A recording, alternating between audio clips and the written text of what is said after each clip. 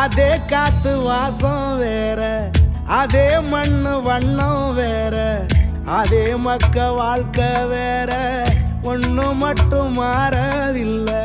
மத்த நாட்டு சுவையெல்லாமே ஒத்த வேலை உடைய போல, சுத்தமான நம்மூர் சுவையோ ஆத்தா தந்த உசுர போல. மூட்டி பாசம் கொட்டி சமைச்சது திண்டுக்கல்லு தலப்பா கட்டி, நெய்யூத்தி நேசம் கொட்டி இழுக்குது திண்டுக்கல்லு தலப்பா கட்டி.